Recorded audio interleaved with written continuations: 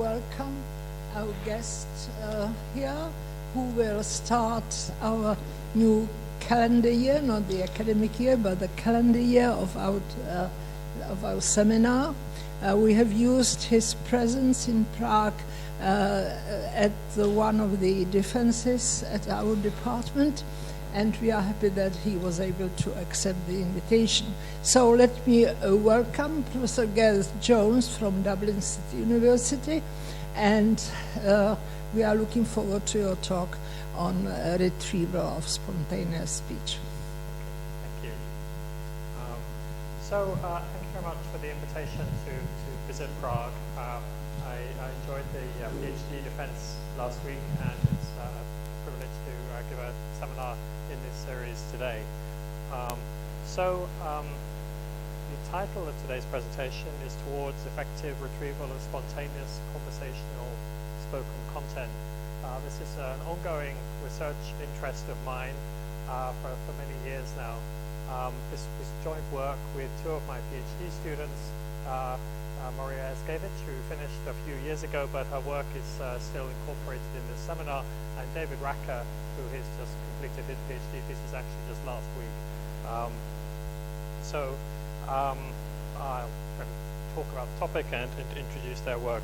So what I'm going to do actually is just to tell you about the objectives of spoken content retrieval, give you a short overview of some historical aspects of this, and the reasons for going for a little bit of the history of it hopefully be clear as I get there, and then talk about recent and current work that we're doing. So those of you familiar with Petra's PhD work last week will see some of the work there is actually very relevant to what we're doing here. So spoken content retrieval seeks to provide users with relevant content from digitized audio-visual archives where the content, or the information rather, is primarily in the audio stream. So here many people will talk about multimedia retrieval, but in the research communities that generally means video retrieval, and it often means video retrieval where the information is primarily in the visual stream. You know, so if we're retrieving movies, we want to find particular actors, or we want to find car chases. We're much more interested in finding content where, well, a bit like my presentation, you video me, but you don't really want to watch half an hour of me moving my hands around and talking. If you're interested in this video at all, you're interested in what I'm saying.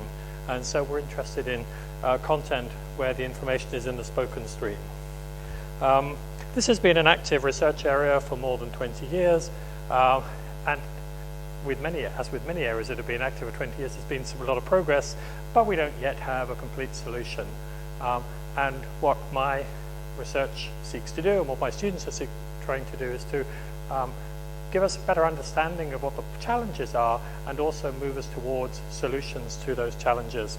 So what we're going to do, or what I'm going to do, is outline the features of the task, overview some success stories, and then talk about current work in my group at DCU in Ireland. So if we can contrast text retrieval and speech retrieval, one of the obvious differences is that we don't actually know what's being said, or what's actually in the content. So we need to do some sort of recognition, and typically this is done using an automatic speech recognition system. And whilst there have been big improvements in speech recognition in recent years, it's still noisy. It still makes mistakes. Some situations we have access to pretty much perfect transcripts, so TV broadcasts often have closed captions. They're not verbatim exactly what's said very often. Often there's a little bit of rewriting, particularly if they're being done live. And increasingly in language technologies, I'm sure many of you are aware, people are using crowdsourcing. So we can give you excerpts of spoken audio and you can transcribe it, and that's actually often more effective or more accurate than using automatic means, and it's cheaper than getting a professional to come in and do it for us. But often, or particularly as we're getting into sort of more applied areas, in some situations you've got commercial content which you wouldn't want to give to a general crowdsourcing platform. You'd want to keep the information in-house. or in some situations, even with crowdsourcing resources, it's going to be uneconomic. So, for example, in education, if you want to record and make searchable every lecture that's given, perhaps you don't want to pay a crowdsourcer to do it. Now you could say, well, okay, we've got perfect transcripts or near perfect transcripts, you can just read them. But again, if we think about the form, particularly of spontaneous and conversational speech, it's not the same as written material. It's not designed to be read. And those of you who've kind of tried reading a transcript of some conversational audio, it's not really something you want to do. It's full of poor structure, it's full of false starts. Often it's just not in a form that's easily digestible. It's much better to actually listen to the person saying what they were saying in the first place. So we want tools where we can search spoken archives and make them play them back efficiently from in the spoken form, in the original form. What kind of errors do we get in transcription systems? Well, substitutions, where the system places a different word to the word that's said, but also things that refer deletions, where it gets just completely ignores a word for whatever reason, or it inserts extra words. We can try and use some more fancy speech processing tools. So in the past, this was referred to as word spotting. More recently, they talk about spoken term detection, where you define a set of words of interest and then go look for them in the audio. But that makes mistakes as well, and that can either miss occurrences of the words or it can add extra ones.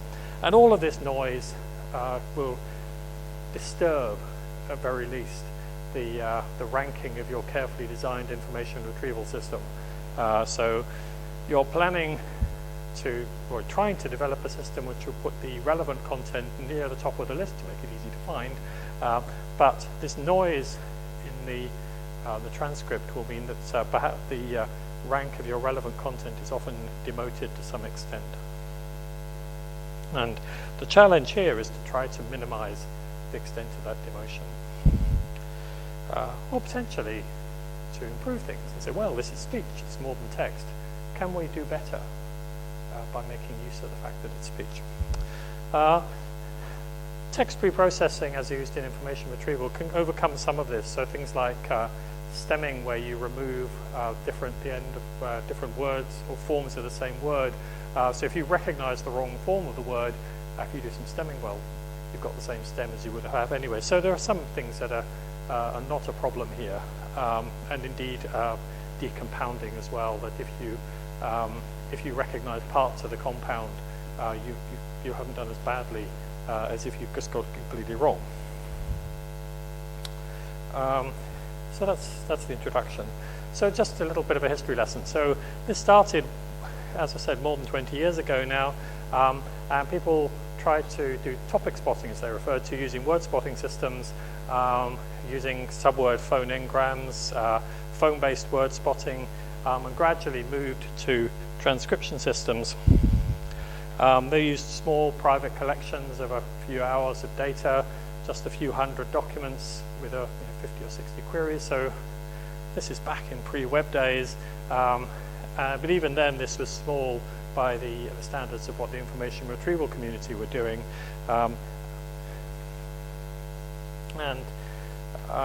They typically just used standard mean average precision to evaluate these things. But the findings were that it works.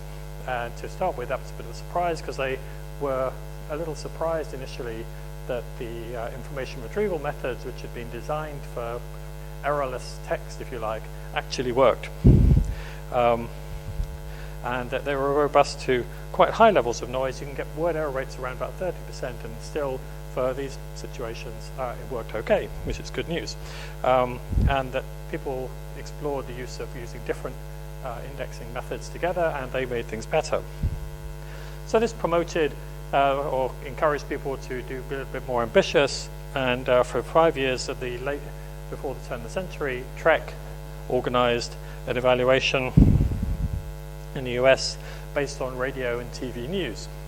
And they moved up to archives about 20,000 items, and that's still small, but it's respectable from an information retrieval perspective.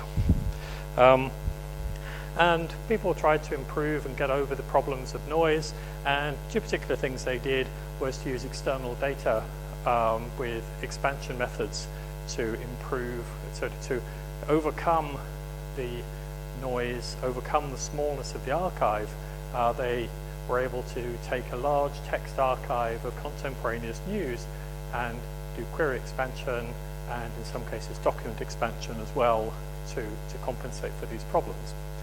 They also used this data to get better estimates of the parameters, particularly the inverse document frequency parameters of the retrieval models. And using this, they were able to pretty much get the same performance for noisy speech transcripts as they were for regular text transcripts. And at the end of 4 years, NIST declared this really a solved problem, because we can do as well for speech as we can do for text. And of course, the research, at this point, the funding agencies lost interest.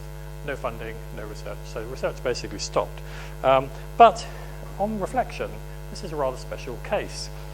So the content can be segmented into nice, neat documents for retrieval. There is significant training data available for the speech recognition system, because you've got lots of news data available, so you can train nice language models. You can train better parameters for the IR system. The content is what I would describe as self-describing. So news stories have to explain themselves. So you're listening to radio news. Every time the story comes around, they have to explain who's involved. They have to explain where they are. They have to explain what happened. A lot of data isn't like that. It has a lot of assumed knowledge. You know, you and I are discussing something. We don't start the conversation by, you know, a 2-minute recap of what we were saying yesterday. We know what we were saying yesterday. But in the case of the news, every time the story comes around, it has to be explained. So it's self-describing, which is really good from a retrieval point of view. Multiple documents contain the same information. So the way this collection was organized, they took, for the same period, they took radio and TV news from a number of different US news sources. So they were all talking about the same thing. You know, so on a particular day, you would have multiple news items from each source, often with the same stories. So if you didn't find a few of the relevant items, well, you found some other ones. There's a lot of content not like that. There's only one item in many archives which contains the information you want. If you can't find that item, you failed. And as I was saying, there's large amounts of closely related textual documents that help you do better IR. So, and I should also point out the evaluation using mean average positions is a bit misleading. It's weighted towards the documents retrieved at high rank. So if those do well, you know, it's not so much interest in what's going on lower down the list. It's also observed that documents with lower word error rate find their way to the top of the list. This kind of makes sense if you think about it. But it does mean that relevant documents which have high word error rates are the ones that you're not going to be able to find. So we don't really know much about the behavior for the retrieval for those documents that are way down the list. So there's a lot of unanswered questions. In particular, if we look at documents and data which isn't like that, so it doesn't have clear topical boundaries, it's informal or unstructured, it's not self-describing, etc. So, and there are lots of archive material like this, so interviews on radio and TV, informal interviews, archival interviews that are made by private organizations, lectures, debates, presentations, meetings within companies or other organizations, all of which are now very easy to record, very easy to capture, and increasingly for reasons of wanting to understand the dialogues within organizations or for legal reasons. These things are being recorded and people want to be able to search them.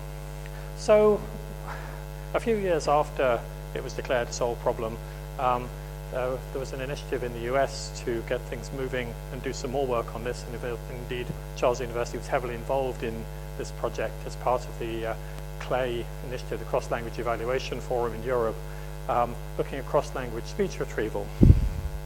So this made use of a collection that we refer to as the Malak collection, consisting of interviews with survivors of the Holocaust.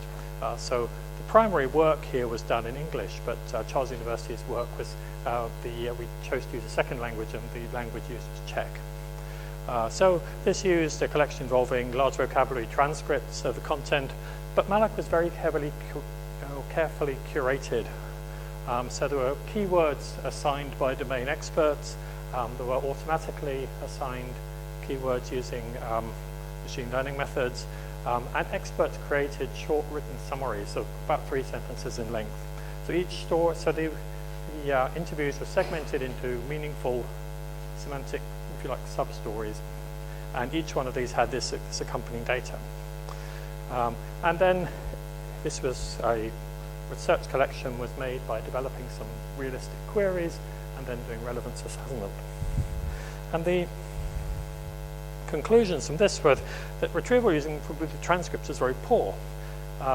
If you use the automatically assigned keywords, things improved a little bit if you added those in, but greatly improved by the use of manual keywords and manual summaries. So you really needed to have domain experts telling you what this content was about in order to be able to find it. So it's not self-describing. And even if we had perfect transcripts to work with, it really wouldn't have helped very much. So this is a much more challenging task.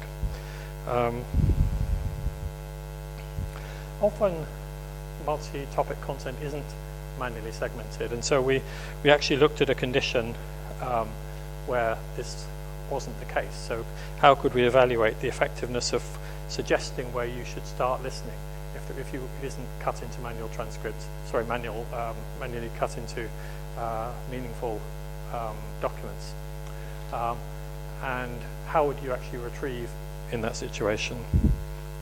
So just to kind of explain this a little more, if you've got a transcript, listening? Yes, it is. Although it's not. Sorry, if you've got an audio waveform here, so we've got the red regions here are parts we're interested in. We would like to listen to those parts. And ideally, this down arrow on the right, on the left-hand side, is perfect place to start listening. It's right at the beginning of the content. We might get a jumping point in the second point. That's irrelevant. We don't know that when we start listening, but it's irrelevant because it's in a non-relevant section. Much more interesting are the next 3 arrows, where we don't really know. So we've got 3 suggested jump-in points or listening points, but none of them are perfect. So if we go for the first one, you start listening in non-relevant content, and maybe you'll carry on until you find the relevant content, and that's fine. The second one is just into the relevant content, and maybe you could have a nice interface that allowed you to wind back a little bit, and you could find the beginning of the relevant content. And the second one, the last one, is well towards the end actually of the relevant content here, and you might keep jumping back until hopefully you found the beginning of the relevant content, but maybe the user will go away. Maybe the user will be annoyed or just not, or just be unwilling to spend time with this. So how can we evaluate the effectiveness of a system which behaves like this?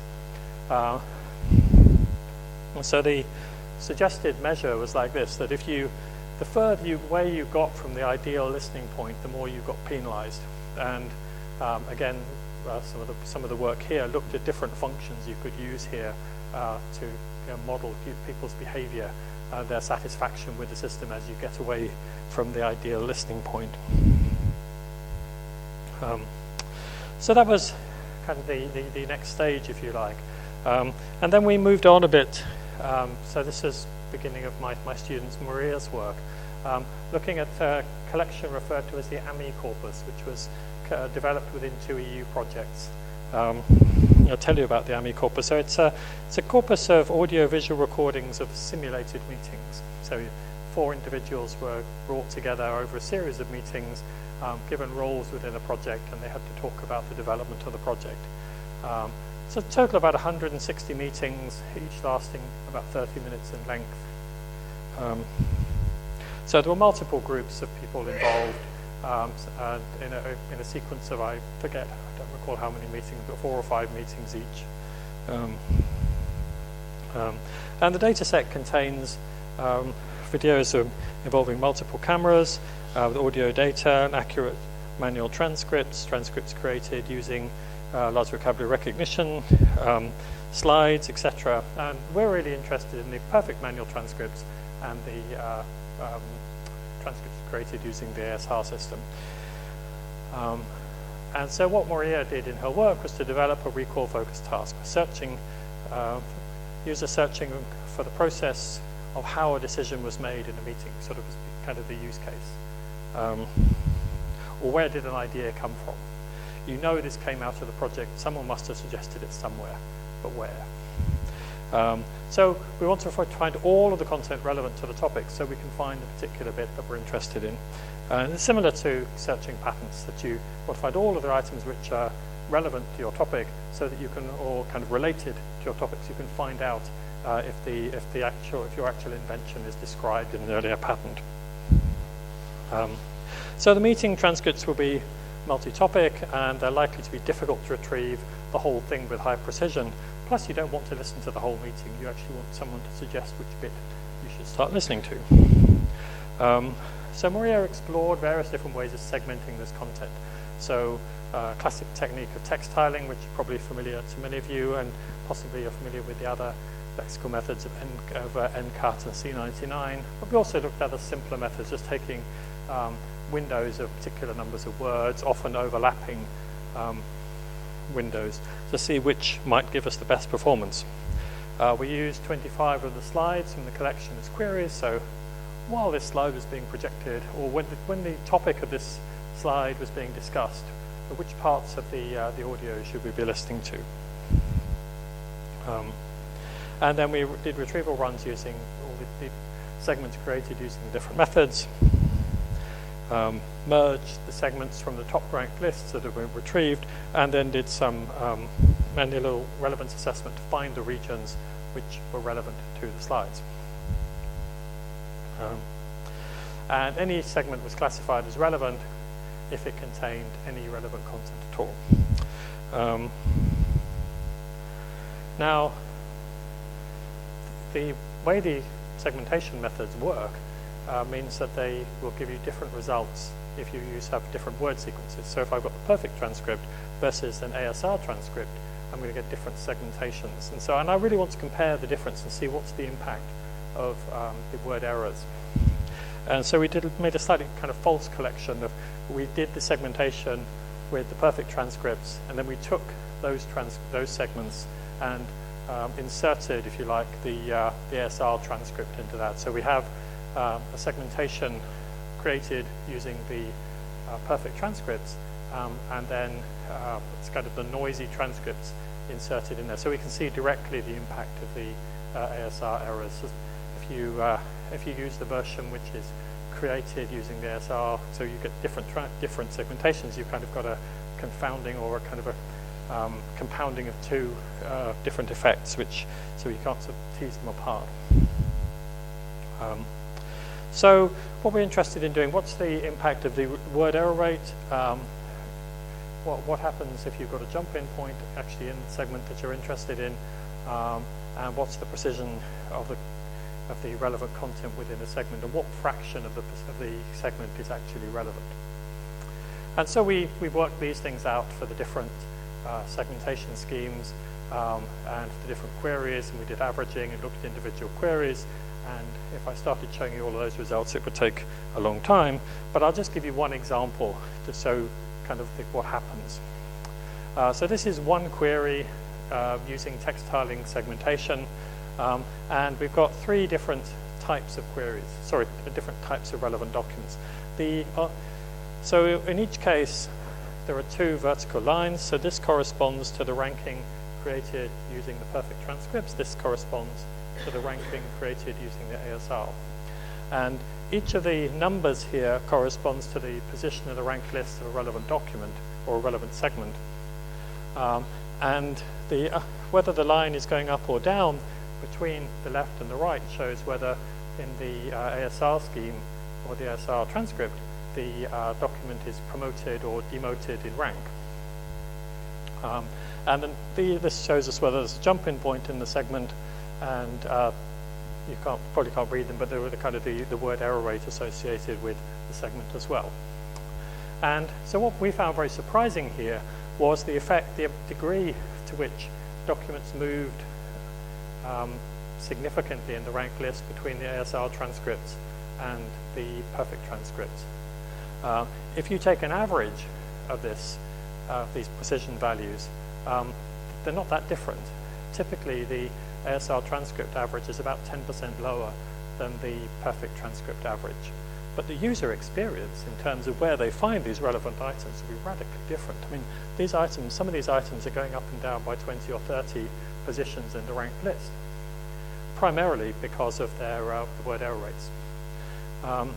The one in the middle shows a similar thing, but it actually shows the relevant items which are lost from the top 50 items because of their high word error rate between the perfect transcript and the ASR transcript. And the one on the right shows a rather perhaps unexpected effect that some items which are ranked very low when using a perfect transcript, their rank comes up in the ASR transcript. So they're now appearing in the top 50.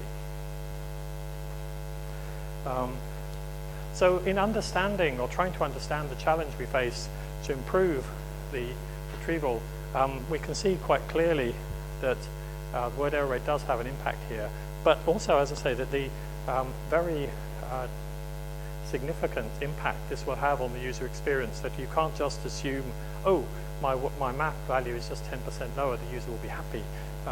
We should probably be showing this to users and seeing what they actually think of these systems.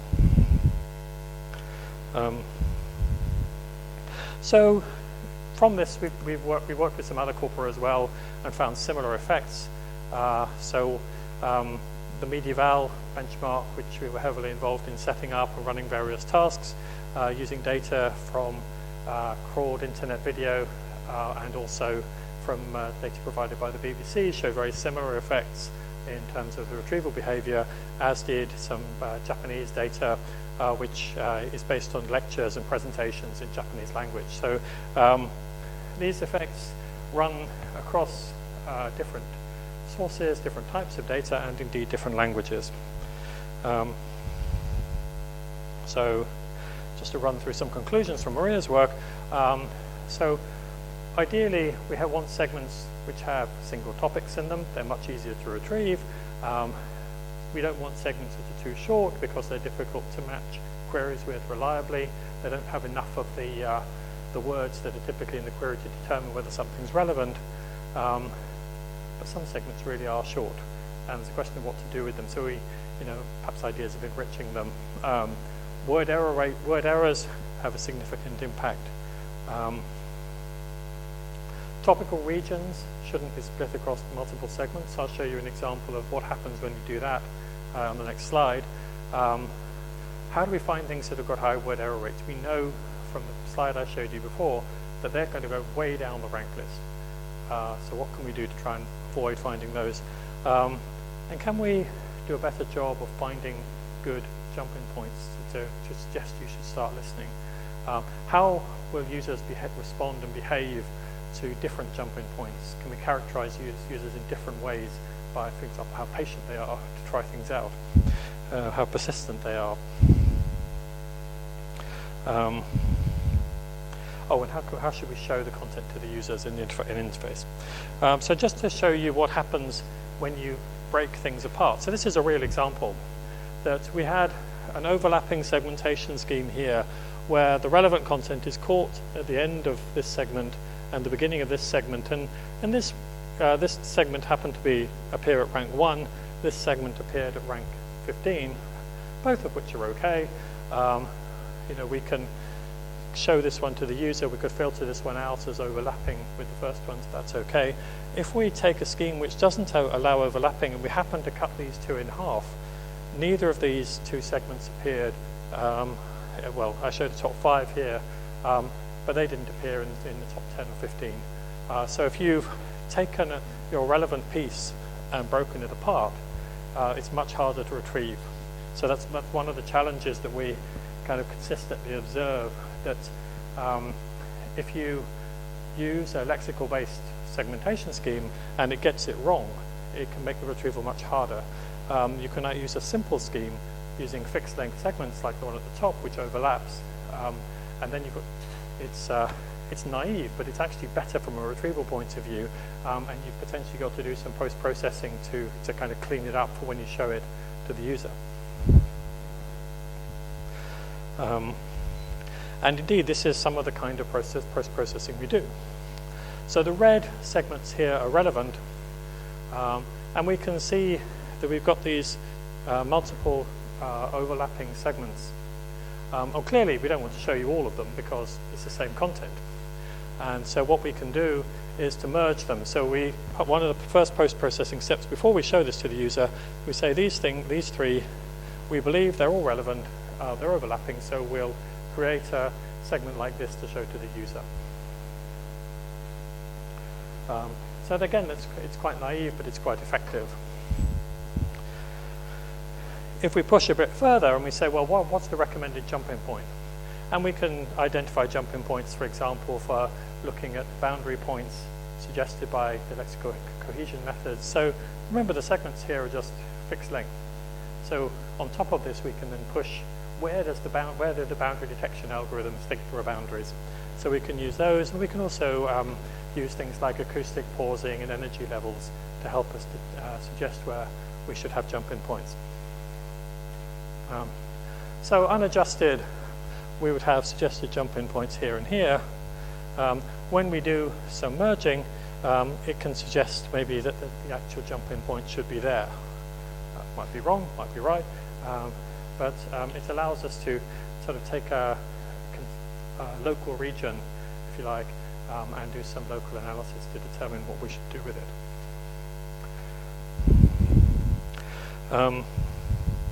So that really marked the end of Maria's work. That's as far as she got. So David picked up from that point and started and asked some new questions, if you like, about how to improve ranking and can we do better. And so one of the things he investigated was use of acoustic prosody. So if you look back across the literature in speech retrieval, lots of people over the years have said, yes, and of course the next thing we will do is to look at using acoustic information to try and improve our retrieval system. And none of them have really been successful. I might go as far as saying none of them have been successful. And so David set out to do a kind of a thorough study to see what value might there be in using acoustic information. So speech is more than a sequence of words as output by a speech recognition system. So it has prosody. So, and the reasons for prosody in speech, things like marking emphasis or focus, communicating speech acts, so statements, questions, apologies, greetings, expressing emotions and attitudes about what's being said, conveying discourse structure, implying punctuation, which is obviously not actually there, it's implied, conveying status, so new versus given words, so you might emphasize a new word as it appears because you want the listener to make a particular focus or draw attention to it. And so his question was, can this prosodic information be used to improve spoken content retrieval?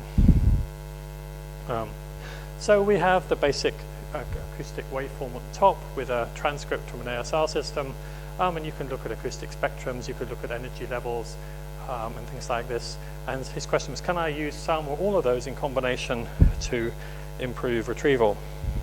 So he took, to start with, a kind of heuristic approach and said, and he's taking an assumption that information terms are acoustically salient or important, with the term occurrence has high energy and a long duration, so that indicates it's more of an about term, that the speaker is making emphasis on that word because it's important.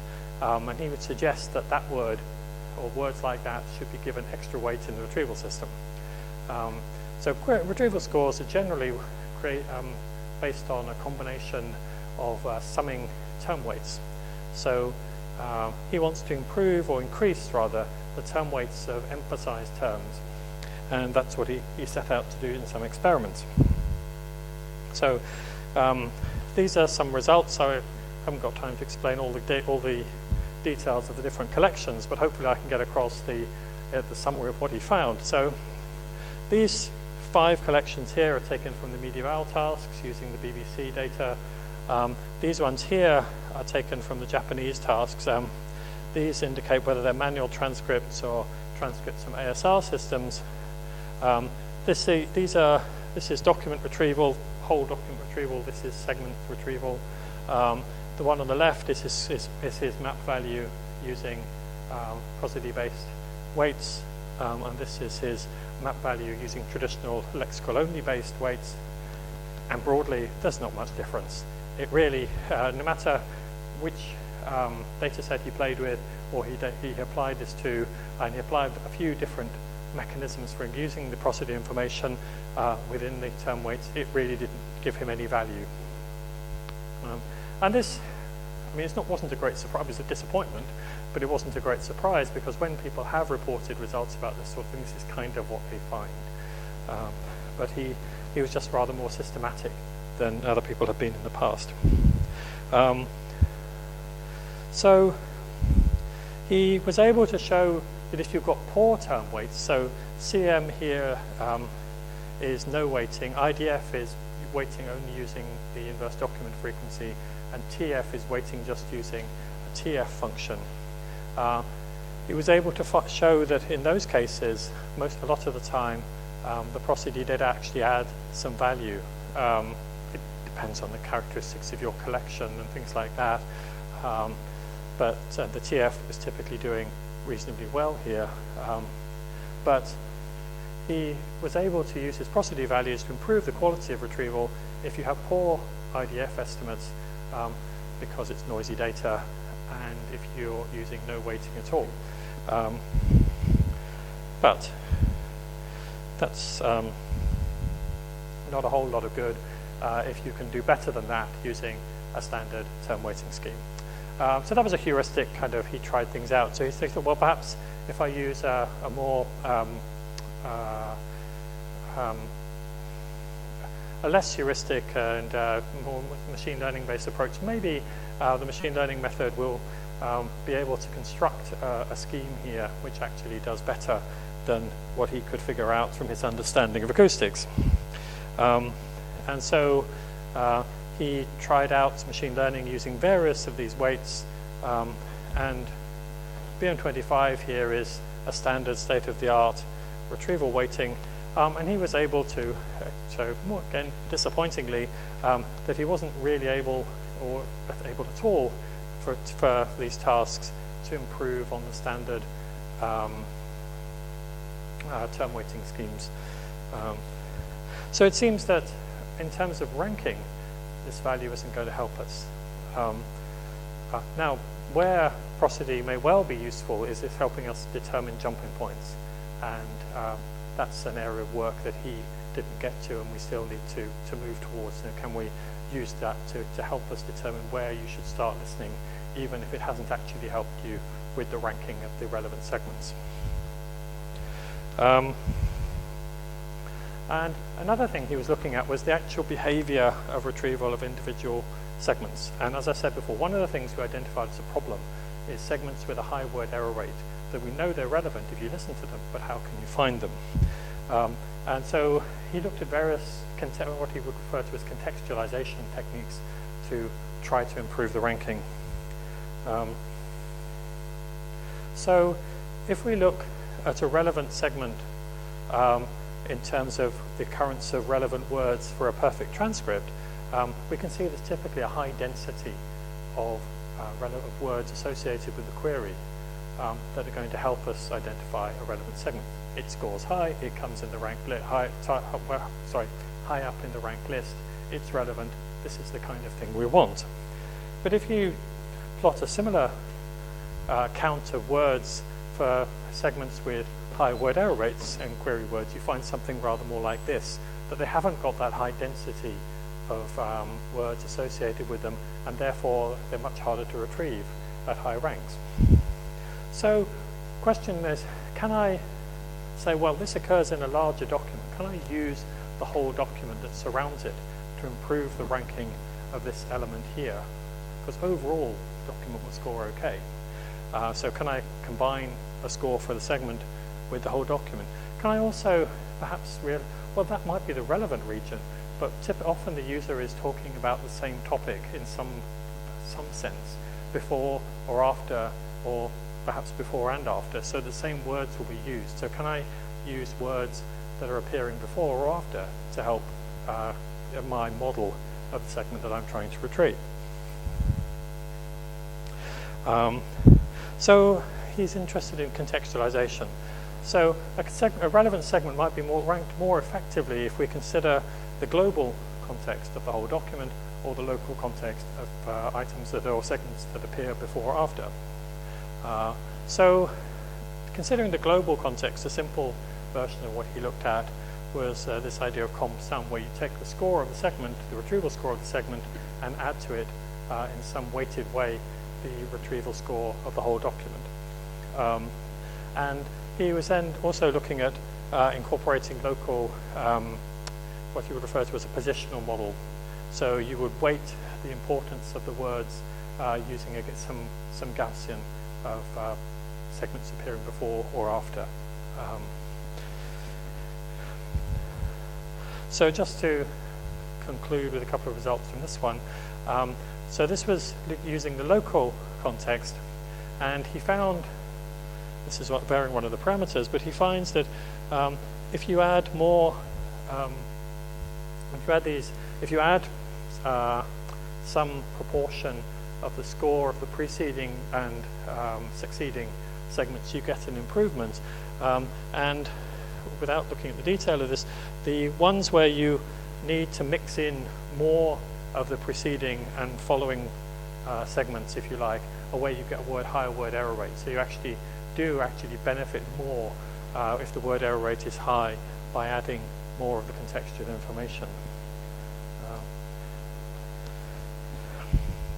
And similarly, by using the global method, you get a similar effect that you improve the ability to retrieve the segments if you add in some of the score of the document as a whole, and that becomes more important if the word error rate of the relevant segment is high. This is all described in great detail in his thesis, and I won't go, but I wanted to sort of bring the ideas to you today. And so one of the challenges which he was kind of wrestling with towards the end of his work was, could he automate this process? Could he say, right, I've got a high word error rate here, or it looks like I've got a high word error rate, I should add more. So he'd have some dynamically varying parameters to try to overall optimize the retrieval performance for every segment.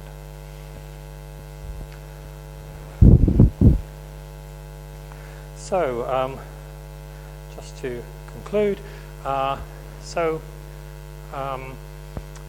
we've made a lot of progress over the years, and certainly I've been very interested in the work that students have done in terms of understanding the challenges and beginning to work towards what might actually give us improvement, particularly addressing the challenges of the hard to retrieve content, where you've only got a single relevant item and it's got a high word error rate.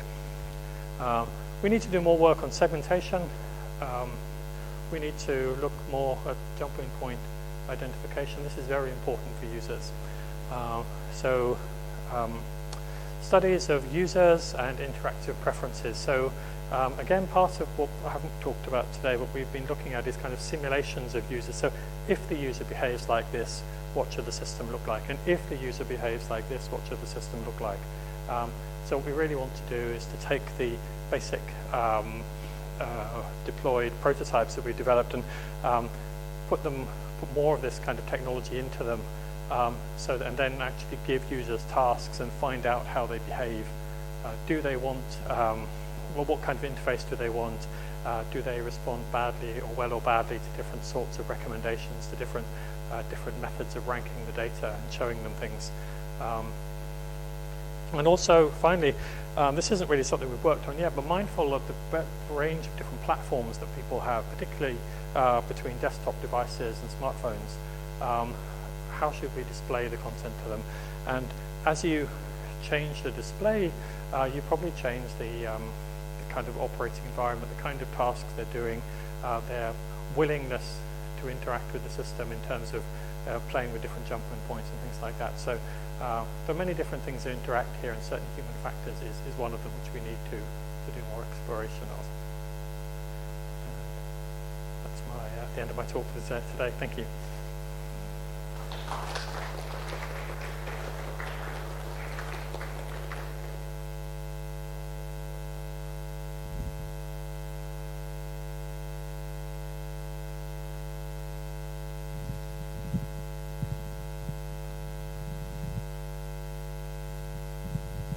Again?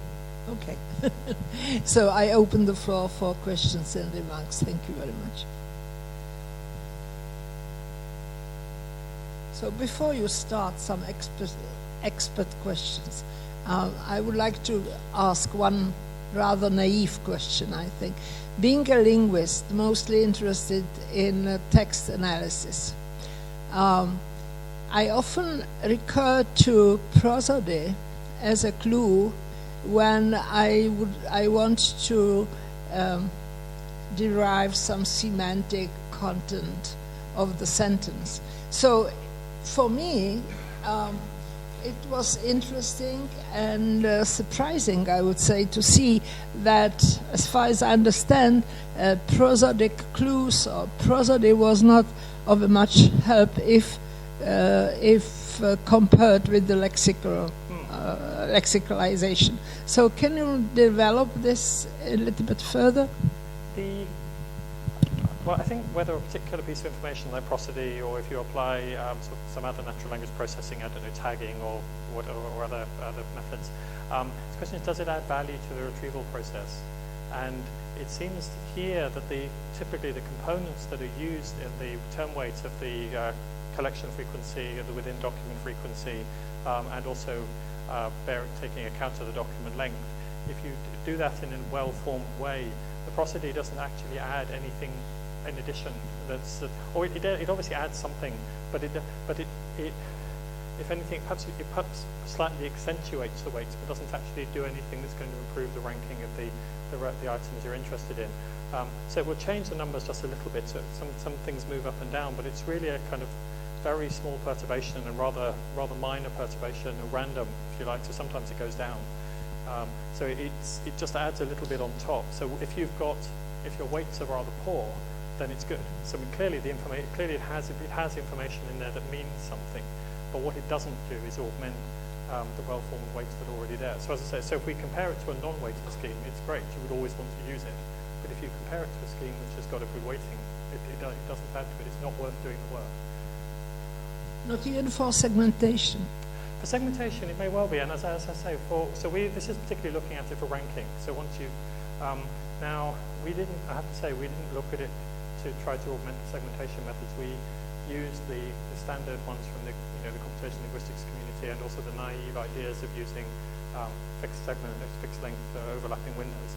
But you may well find that when someone introduces a new subject or something, there is some value of saying we've moved on to a new subject. So that wasn't something we looked at, and that as well as saying this is where you should start listening, you might want to incorporate that idea to actually to improve segmentation. I mean, it's possible people have looked at that. We haven't come across work, but possibly people have. Thank you.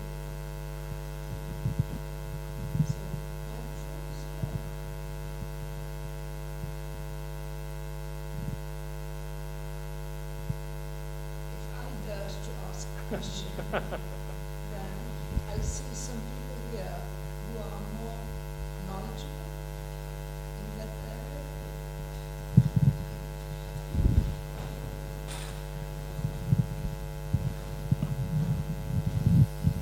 I'd like to ask a question not really related to the research that you were presented, but rather to some future methods or the modern methods related to deep learning, for example.